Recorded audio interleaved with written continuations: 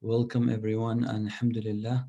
We are still continuing our fiqh series, fiqh of worship, and we're covering the first chapter of the typical chapters of fiqh, which is the tahara. So that what precedes salah and the prerequisites of salah. So in order for us to understand the rules of salah, we have to understand the rules of purification.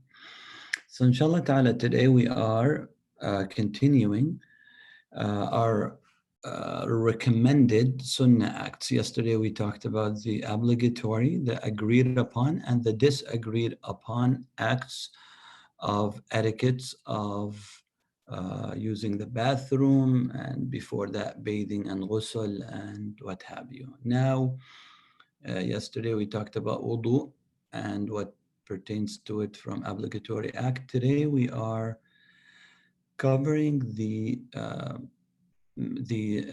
recommended acts of Sunnah. So the recommended acts of Sunnah, as you can see in the slide, using siwak. Using siwak is just part of the Sunan. Running water through fingers and toes. So again, remember the rubbing that we talked about yesterday, and that you make sure. This one is not about rubbing, but this one is the Sunnah, is that for you to make sure that you have your body parts soaked. This is, of course, when you have a little bit of enough plenty amount of water. If you are very restricted on the amount of water, like you're in outdoors or you have just a limited amount of water, of course, this recommended act is not going to come in full service, because you don't have much water to really fully soak your body parts. But we will talk about this, fully soaking your body parts does not mean wasting water, because that's the last, we will also talk about this through the slides. Exaggerating, sniffing, and blowing out water through nostrils for the one not fasting. So this is more of, we talked yesterday about when we use it during wudu, when we come to clean our noses and our mouth, that it is part of the wudu is to do so. And we said that this is not fully agreed upon, but we said we should avoid any disagreement by adding nose and mouth in to be part of the salah, part of the wudu, part of the wudu, that is, to make it part of it. So you make sure that you cover all the opinions. You don't just make wudu and skip your nose and your mouth, thinking that, I don't really have to. So if you're able, by all means do it. Alhamdulillah. Now, sniffing, that's different. This is recommended act, is that you exaggerate. You actually, goggle water inside your mouth. Well, it's not just, you're putting a little bit of water and just, spitting it out, but rather, you're goggling, exactly like you do like with mouthwash. Like you do it really hard in order to make sure that you're cleansing every particle of whatever germs, bacteria, whatever, things on that has come on your mouth or your nose. And it's really healthy. Alhamdulillah, scientific studies have proven how this actually, when you do this and you rinse it out, how it really kills so many germs and what have you. And subhanAllah, nowadays we are with this COVID-19. Now everybody's talking about washing hands and, faces and what have you, and how important that is. We took it for granted and we were doing it by default, but not really thinking that we should be grateful to Allah subhanahu wa ta'ala that He made it, part of our traditions and culture to always take care of that. So recommended acts is to exaggerate, repeating actions of ablution 3 times. So some of you might, be really surprised that ever since we were,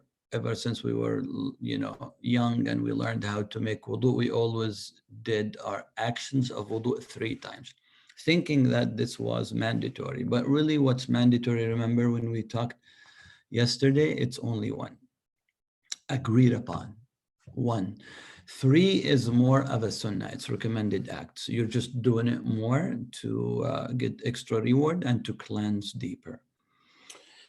Beginning with the right side. So that's also a recommended act, as you always, Prophet Muhammad SAW always loved to start with his right side, with his right, and use things and pick up things and handle things with his right hand. That's why we said the right hand is more precious, and it's just recognized by Allah subhanahu wa ta'ala. Just something extra for us to know. So second slide. Now, more we're continuing with the recommended Sunnah acts.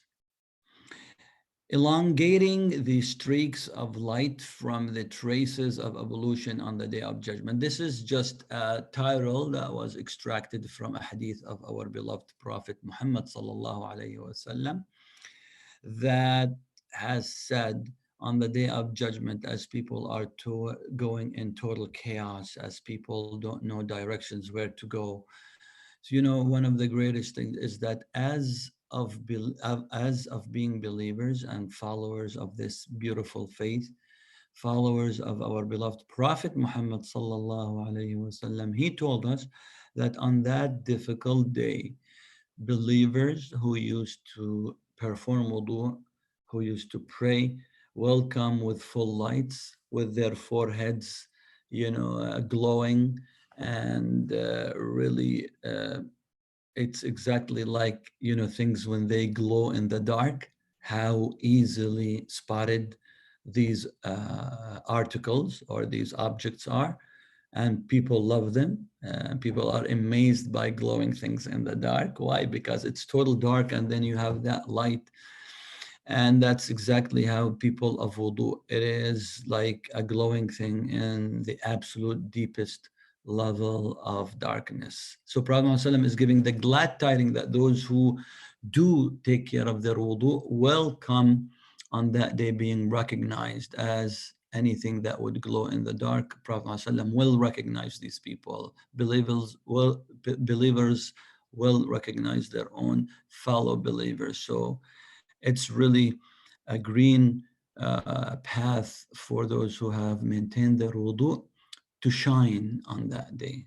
May Allah subhanahu wa ta'ala make us among those. Allahumma ameen. So how do we do that? By washing complete forehead in addition to washing the face.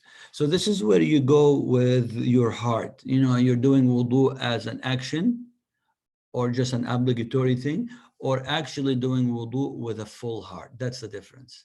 With a full heart, as you are not only washing your face, but maintaining that you're going all the way from the tip of the beginning of your hair, which is, and down there on your forehead, and you are imagining that as I do this worship of act, I am maintaining that glad tidings of our beloved Prophet Muhammad ﷺ, that this beautiful, blessed face will come glowing on the day of judgment, inshaAllah ta'ala, being recognized by Prophet Muhammad ﷺ and all the believers.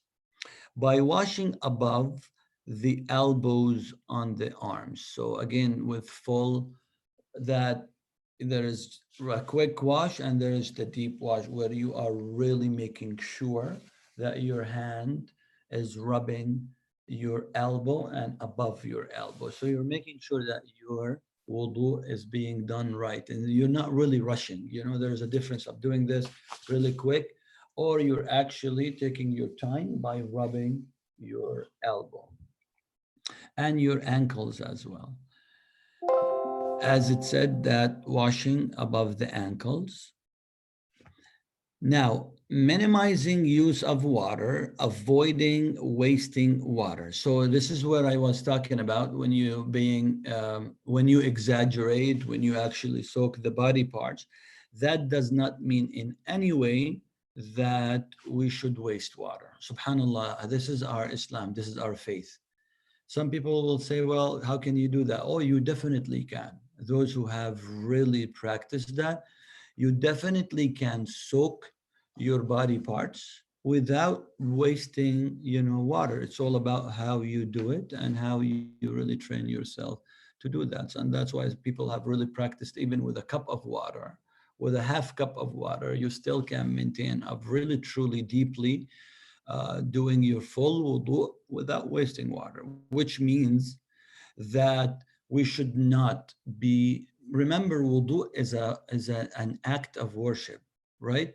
So we are also on the other side, as a Muslim ummah, we are being told to maintain and to wash and to watch the amount of water that we waste. So Prophet Muhammad ﷺ in one of his sayings said, maintain and be very, very limited to the amount of water that you use in your wudu, even if you are allowed the ocean. Yani you're allowed, you have the allowance to access the ocean, still maintain the limitation of your wudu. This is a disciplinary act of how we should be grateful to the ni'mah and the blessing that Allah subhanahu wa ta'ala gave us. I have plenty of water. That doesn't mean that I should waste it, but rather maintain it, because you never know what's going to happen down the road, and also to allow others to use it by all means. So we should not be gushing water in the sink and splashing everywhere. Remember, a lot of us do that. So we should really be very careful when we do that. That's not part of the sunnah of performing wudu. Yeah, by all means, make your faucet, make your wudu. The water is not gushing, but it's really coming very slow. And you are actually soaking, and you're actually fully doing your wudu without wasting water. Al-wudu recommended acts, we continue with that, inshallah ta'ala. Supplication after ablution. So after you finish all your wudu, right? Now, there is one thing that is not on the slide that I just want to throw as something added to it. From some of the also recommended, some people will tell you, you know, it is from the sunnah to actually not dry up yourself, to dry your body. It is actually, so it might be just, this might come to you as a surprise, because some people will say, well, is there any evidence? Yes, there is an evidence that Prophet Muhammad SAW, so he did not maintain that all the time. He gave us that you can do both, but definitely the water that you use for wudu is a blessed water. It's an act of worship. It's preparing you to the most precious acts of worship, and that is salah. So the water on your body is blessed water. Now, it's just common sense. If I dry it up, then I lost that blessed water. If I leave it on my body, it's a blessed water. It's like Zamzam, and when we go to Umrah and Hajj, and we are asked to drink in abundance and to soak ourselves with it, and we don't go and dry ourselves. We just let it air dry. Same thing with wudu. Air drying is part of the recommended acts or sunnah, that you can leave it on your body and let it air dry. If you're one of those people that you start itching and it really irritates you when water dries naturally like an air dry, by all means, that's the beautiful and the beauty of Islam, that comes to accommodate everybody. So if you're going to start itching, we don't want that. Why? Because you're going to be so busy in the salah, itching your face, your hand, and all these movements are not recommended, because they are going to go against something very important in salah, and that is your focus and your concentration. When you start itching, and rubbing your body parts, we don't want that. So it's all about you. You are the best judge, and you know your body best. Supplication after ablution. After you finish, you say, أشهد أن لا إله إلا الله وحده لا شريك له وأشهد أن محمدا عبده ورسوله سبحانك اللهم وبحمدك أشهد أن لا إله إلا أنت أستغفرك وأتوب إليك. And then you say, اللهم اجعلني من التوابين واجعلني من المتطهرين. The most common dhikr that you will see in dhikr books is the first part and the last part. The middle part is not as common. So if you say any of these parts, alhamdulillah, you get the reward. Prophet Muhammad ﷺ said, if you actually finish your wudu and you say this dhikr, Allah will forgive all your minor sins. Those minor sins that they come subtle and we don't pay much attention to, completely wiped out, completely cleared. And that is a blessing that we come to also take for granted. We should always tap on these beautiful opportunities that Allah subhanahu wa ta'ala throws our way. Last thing is praying 2 rak'ahs after ablution. This is part of the sunnah. Like if part of the sunnah also from Prophet ﷺ is that he maintained his wudu all the time, whether he was about to pray or outside of prayer time.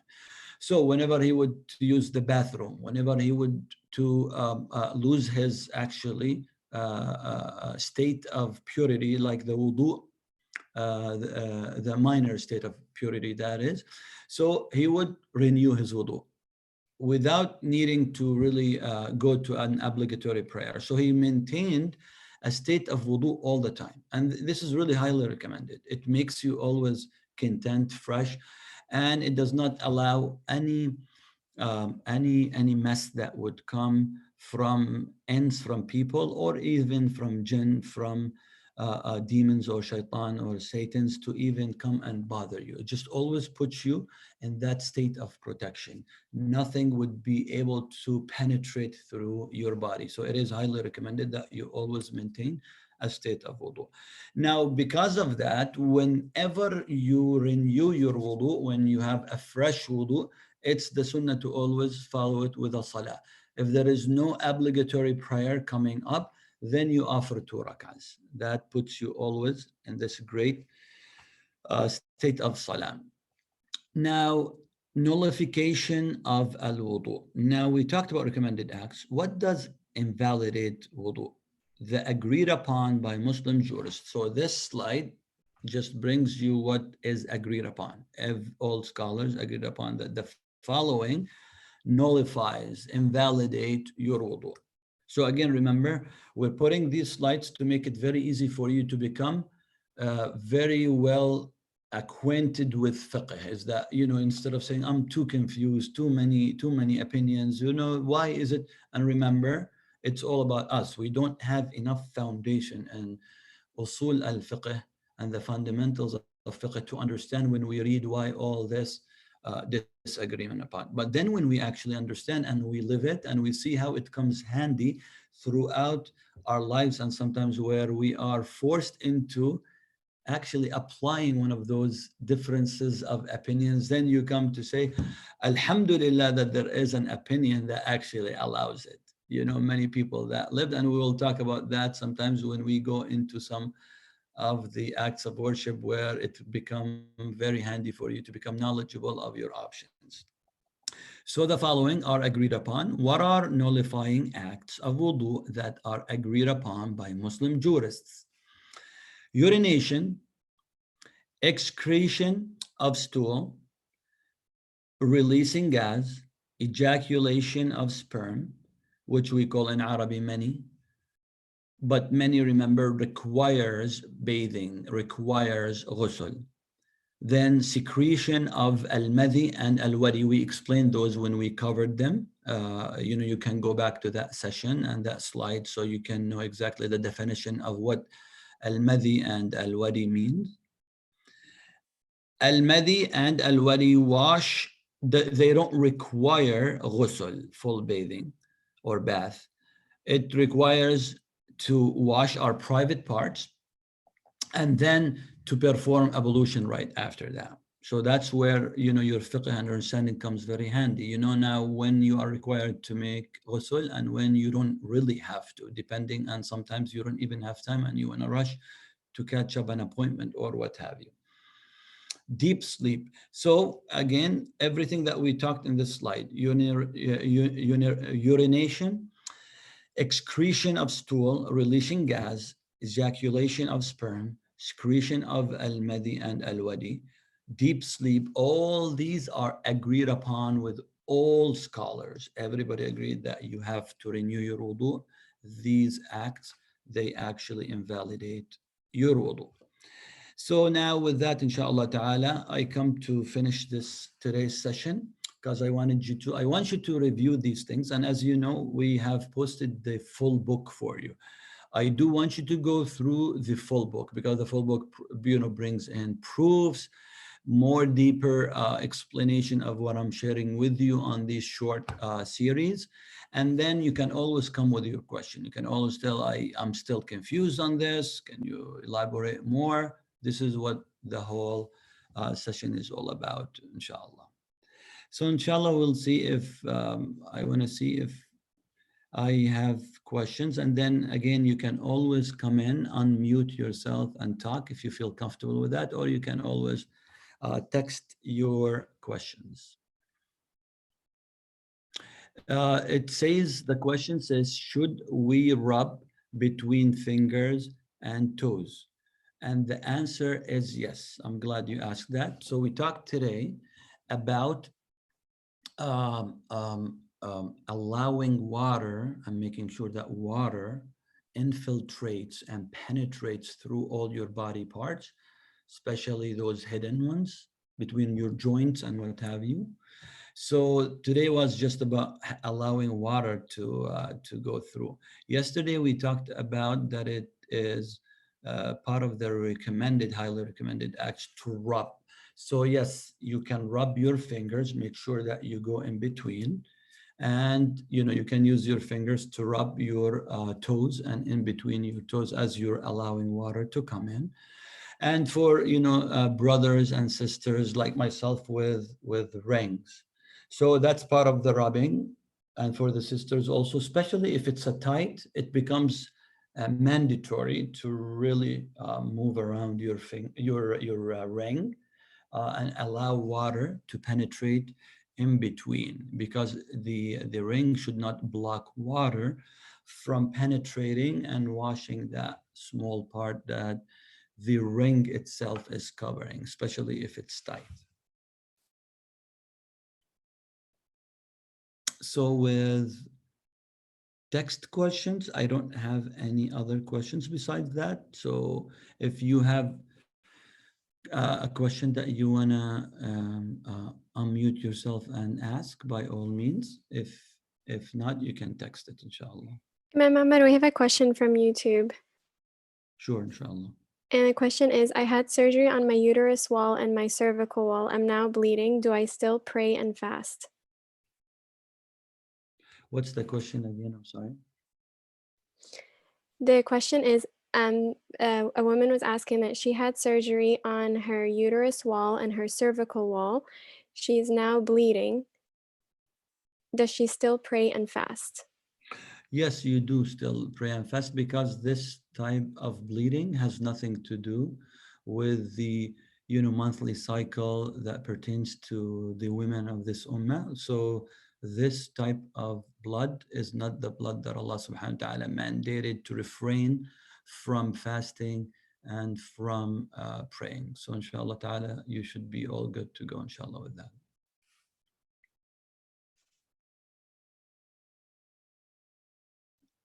This is no different, by the way, pertains to women and men of this ummah. Usually after surgeries, people, depending on your body, still bleed afterwards. Sometimes we have wounds and we still bleed. Sometimes we have any type of procedures that's done to our noses, to our whatever, and we still bleed. And some people have the perception that any kind of blood that comes on would invalidate your wudu, and it would not allow you to pray. And if you actually bleed, that it would invalidate your salah. And the answer is no. Actually, we have a very, very clear-cut specific hadith of some of the Sahaba companions that they used to bleed because of war affairs, and they would just join into the prayer, and that is right in front of Prophet Muhammad SAW, who is considered to be among the allowed personnels of legislation, because Allah subhanahu wa ta'ala allowed him to receive revelation and to pass it on to people. And he used to see them with that kind of bleeding, and he never asked them, oh, you know what, you need to go and renew your salah or do your salah again, because that bleeding invalidates your wudu and it invalidates your salah. He's seen that and he's never commented on it. And this is where the scholars have seen that the stronger opinion that this kind of blood does not come to even come close to invalidate your wudu or your prayer, that is, or your fasting for that reason, inshallah. So I We have, we have more questions, inshallah. okay, well then I have a written one. Uh, when is our first quiz? That's a good question. I haven't decided yet, inshallah, but I will definitely give you heads up. So this is from one of my dedicated students who's following all the time. So inshallah ta'ala, I will give you heads up, inshallah. The other question, if you bleed enough to break wudu, does this also break a fast? So again, we talked about bleeding. We don't take the opinion that bleeding invalidates your, so it definitely has nothing to do with your fast. The debate and the argument is about whether bleeding enough blood would invalidate your wudu or invalidate your salah. So it has nothing to do with your fasting, and you don't need to break your fast. There is really nothing in our Islamic culture and Hadith tradition that says if somebody bleeds enough, it invalidates his siyam, his fasting. So that you can rest assured. There is really nothing. It's more of people and, as we spoke before, more of culture. But when it comes to wudu and prayer, yes, there are some agreement and disagreement. There are some debate among the scholars. Would enough bleeding of blood would invalidate your wudu and all that? But again, we don't see that there are strong proofs and dalil that would really subsides or take over the stories that I have shared with you, and the stories of Sahaba actually bleeding and praying with Prophet Muhammad ﷺ, and him witnessing that and not commenting about it and not asking the Sahaba to go back and renew or actually redo their prayer and redo their wudu. So we do go with the opinion, inshallah ta'ala, that blood and bleeding blood, it does not invalidate your wudu or salah, and by all means does not invalidate your fast. Of course, if is a lot of bleeding, the question is not about invalidating the prayer. It's all about you really physically have to cut off your prayer. It's just you need to go and take care of your body, take care of yourself, especially for those who are very sensitive and their noses start bleeding. By all means, Allah doesn't want you to harm yourself and keep in the prayer. You just need to cut your salah, go take care of yourself, make sure that you rest well, make sure that the bleeding stops, and then you go back and you do your salah again because it was just cut off with, remember yesterday I said, with a long duration of that. Do you need to renew your wudu? The answer from a fiqh point of view, I don't see any strong dalil that actually mandates that on you. Again, you can always say, well, I just want to do it again. I want to cleanse by myself. I want to redo my wudu. By all means, you can, inshallah, no problem at all, because this is part of an area where there is a debate. So you can always take the cautious opinion and make sure you are comfortable. Let's put it that way, inshallah. We have another question, Imam Ahmed, asking how much water do we use for wudu? So how much water is really something with your best judgment. If you are at home, I would always have the tradition and custom train myself to open the faucet on a very slow, I would say just slightly open. So you let the water flow slowly, not dropping, that is, you just take your best judgment, but flowing slowly enough to give you enough water to really take your wudu in good way and to fulfill the requirements that we have talked about. As long as you don't open and gush the water, that's what we don't want. This is something that Prophet Muhammad SAW disliked, and he clearly said, do not do that, even if you have the full ocean being accessed to you, still do not do that. So that we definitely want to avoid, inshallah. We have a last question. If it is during the time of the day where it's not mustahab to offer prayers, do you still offer the 2 sunnah rak'at after wudu? So that's a very good question. So the question comes that we do have certain times of the day, very, very limited times of the day where Prophet Muhammad ﷺ said, this particular time, this time during the day, it is not mustahab, it is not liked for you to offer prayer because of many reasons. We can talk about them later when the time allows. So the question is, if I actually do my wudu at that time, can I go ahead and offer those 2 rak'ahs? The answer in general is no, you do not, because you wanted to do it, but here comes the dislike time. So you did not do it because of that. And that answer, if you follow it, is great enough.